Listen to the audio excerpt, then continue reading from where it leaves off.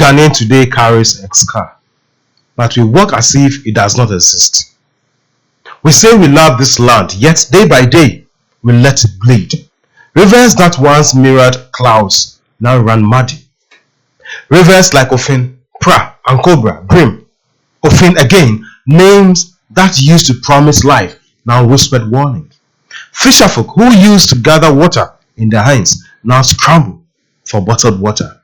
Communities downstream can't drink, wash, or fish without fear. Cocoa farms, once the pride of rural Ghana, are dying. In just recent years, illegal mining has destroyed over 19,000 hectares of cocoa farms. Farmers report soil so poisoned that trees produce fewer parts, and when they do, the beans are stunted, discolored, and weak. Water bodies are collapsing under pollution. The Ghana Water Company has issued warnings saying water turbidity so many times above the same level of treatment. And the chemical threat is invisible but deadly. Mercury, cyanide, used by many Galamsey sites to extract gold, contaminate water sources. These toxins don't vanish. They accumulate in fish, in soil, in human bodies. Pregnant women, babies, young children are especially at risk. The forests suffer too. The Forestry Commission reports that among Ghana's 288 forest reserves, 34 reserves have been degraded by Galamsey. Those are not just trees lost. They are missed rainfall, lost shade, lost biodiversity. The hillsides erode. Soil washes away. Good farmland becomes barren land. This devastation is not someone else's problem. It's ours. We wield the tools. We value gold. And so we have allowed our inheritance to be sold for quick gains. We have allowed rivers, soil, clean water, what should be our birthright, to be commodified, exploited, and abandoned. If you feel this wound, refuse to live with it as normal. When you draw water, question where it came from. When you see dead fish, say something. When you pass farms where cocoa trees are gasping, speak up. In homes, in churches, among friends, name the wound. Speak of rivers dying not as metaphor but as tragedy, because naming is the first step toward real healing. No, we wanted a warrior, but what we got still feels like a negotiator. When John Dramani Mahama returned to power in January 2025, Ghanaians didn't just swear him in. They poured out their last reserves of hope. The nation believed maybe this time he will turn speeches into steel, promises into rivers flowing clean again. And for a moment, it seemed that way. In April 2025, Global Info Analytics reported that 38% of Ghanaians believed that Galamsey fight had improved under Mahama, while 44% said nothing had, and 10% said it was worse. The division was clear. Mining towns closest to the poisoned rivers were the most skeptical. Cities further from the mud were more forgiving. But just 3 months later, in July 2025, another survey shook the picture. Suddenly, 65% of Ghanaians said they approved of Mahama's handling of Galamsey, while only 24% disapproved. How could optimism climb while rivers kept dying? This is a paradox. Intent versus impact. Ghanaians trust Mahama's intent. They believe he cares. But trust does not quench thirst. Belief does not filter water. Our people are tired of intent. They are thirsty for results. And when he finally faced the media to prove his resolve, it backfired. Instead of rallying the nation, his words became punchlines. Social media flooded with memes. Civil society groups called his answers uninspiring. Even lawyer NDC voices defending him sounded strained. The opposition, of course, turned every stumble into a victory lap. What people heard was not strength, but hesitation. But hesitation is deadly in this fight. Every day lost is another river turned, another child robbed of a future. Mahama may care, but caring without cutting is just comforting words over an open wound. So, Mr. President, The people gave you a second chance. Prove to them it was not wasted. Every press conference must be backed by bulldozers in the field, arrests in the courts, and rivers beginning to clear. For ordinary Ghanaians, don't just watch polls, demand proof. Do not let intent distract from impact. This is a fight that we all must wage. Galamsey is not just illegal mining. It is organized crime dressed in mud. Let's be real. The men with pickaxes in the forest are not the true face of Galamsey. They are pawns. Behind them are the cartels, the financiers, and yes, the politicians. Reports from Ghana's own Interministerial Committee on Illegal Mining in 2019 revealed shocking truths. Seized excavators disappeared. Permits were abused, and networks of influence protected illegal operators. Even respected leaders were implicated. This is why the fight feels fake, because the untouchables remain untouched. A 2023 report by the Ghana Integrity Initiative admitted that powerful political actors continue to shield Galamsey operators. And former Minister of Environment, Professor Frimpong Boateng, openly alleged that top government officials were sabotaging the anti-Galamsey campaign for personal gain. So yes, the president is right. The battle is not against boys with shovels, but against powerful cartels with money, muscle, and political cover. But knowing this truth means nothing if we keep fighting with kid gloves.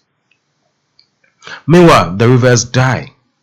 In 2021, the Water Resource Commission reported that turbidity levels in the Pra and Akoba rivers were so extreme that treatment plants had to be shut down. Ghana Water Company warned that we risk losing entire water systems in the next decade if Galamsey continues at this pace. And yet, what has been the government's boldest move so far? A military deployment, Operation Halt 2, sending soldiers to burn excavators and chase illegal miners.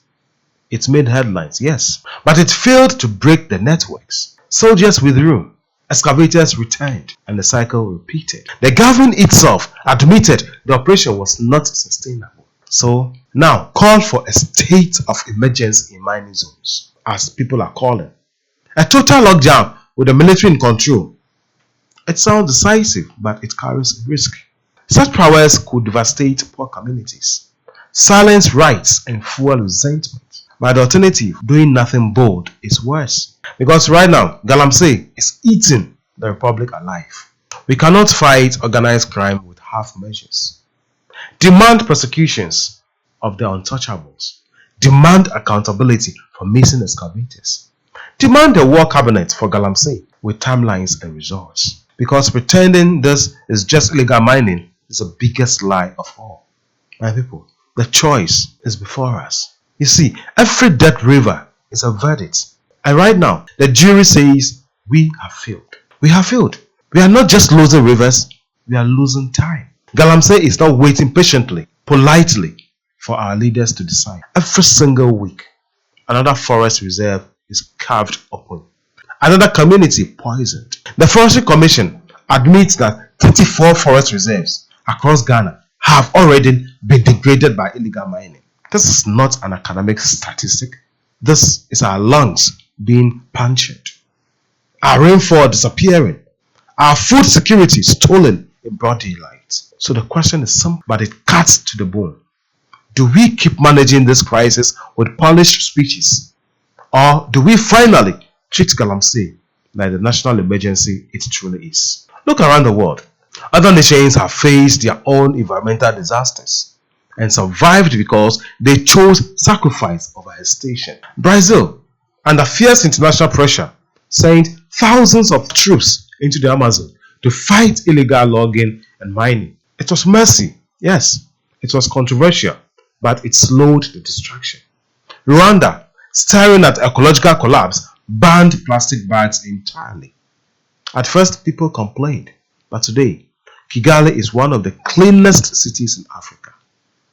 These stories are not perfect, but they prove one thing: survival always demands sacrifice. For Ghana, that sacrifice must mean bold, visible, unapologetic moves.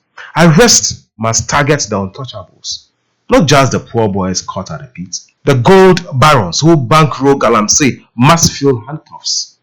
Their bank accounts must be frozen.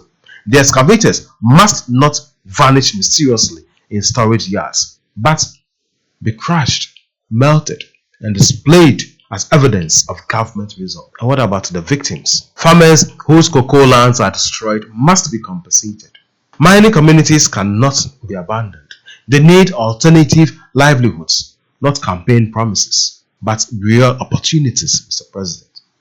Cocoa rehabilitation programs, palm oil processing, sustainable mining cooperatives, jobs that restore dignity instead of stealing rivers.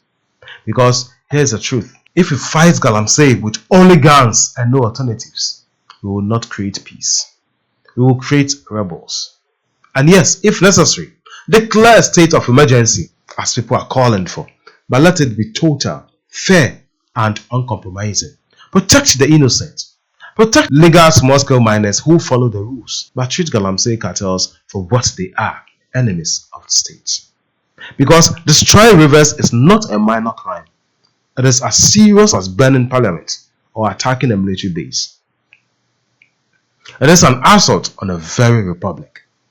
Ghanaians are already boiling. You can hear it in the calls for shoot to kill others.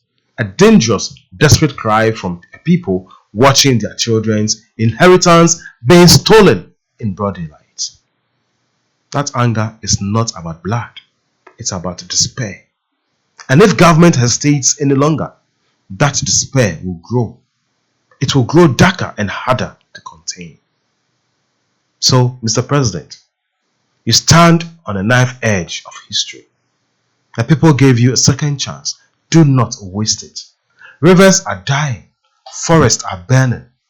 Children are drinking poison. Choose now. Will you give us more speeches, or will you give us survival?